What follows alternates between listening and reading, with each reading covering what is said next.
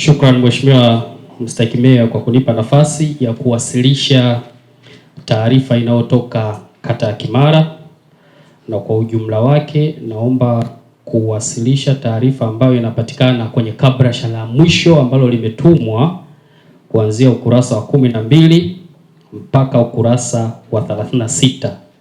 Pamoja na hayo, naomba niwasilishe moja kwa moja changamoto ambazo zinaikumba kata ya Kimara.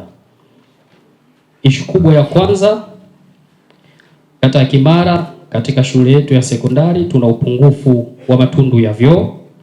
Kama tunaofahamu, shule ya Kimara sekondari ina takriban wanafunzi 1800, lakini tuna matundu 4 ya wanaume na matundu 6 tu ya vyoo kwa wanawake.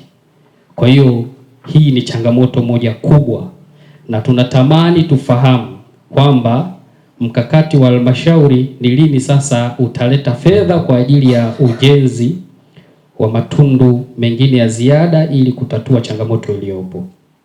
Ishu ya pili, shule ya msingi Golani B. Serikali imewekeza fedha nyingi pale katika ujenzi wa madarasa. Takriban madarasa 7 yamejengwa. Lakini katika eneo ambalo limejengwa madarasa, kama tunavyofahamu, morphology ya kata ya Kimara ni miinuko. Kwa hiyo wakati wanajenga madarasa, kuna maeneo walikuwa wanakata udongo, wanajaza upande mwingine, na kuna maeneo ambayo walikuwa wanabaki na milima. Sasa madarasa yamejengwa katika eneo ambalo ikinyesha mvua kisawasawa, udongo unaweza kukatika na kusababisha athari kwenye madarasa hayo, ambao ni uwekezaji mkubwa umefanywa na halmashauri. Lakini pia unaweza kusababisha athari kwa wanafunzi ambao wanatumia madarasa hayo. Kwa hiyo hili nalo tunaomba tuliwasilishe kama changamoto ili tuweze kupewa fedha za kujenga vizuizi vya kuzuia hata kama mvua ikinyesha mmomonyoko usiweze kutokea na kuathiri maeneo ya madarasa. Ishu ya tatu ni kuhusiana na ofisi ya walimu katika shule ya msingi Golani. Na shule ya msingi Golani, halafu kuna shule ya msingi Golani B. Nimehama na wazungumzia shule ya msingi Golani sasa.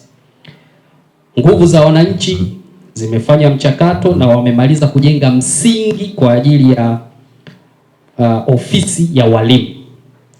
Sasa tulileta kama changamoto ili halmashauri itupatie fedha tuweze kumalizia ofisi hii ya walimu. Ishu ya tatu. Ishu ya 4 ni kuhusiana na mto Gide ambao unapita katika mitaa 4 ya kata ya Kimara, ikimaanisha mtaa wa Mavurunza, mtaa wa Kilungule A, mtaa wa Kimara Baruti pamoja na mtaa wa Golani.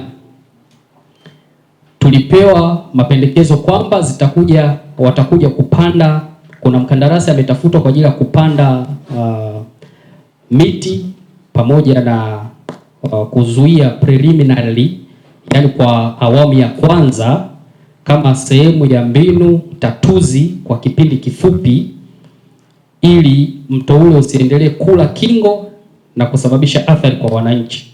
Tulikuwa tunapenda kufahamu mkandarasi huyu lini sasa ataanza kazi hii ili tuweze kuwapa pia majibu wananchi.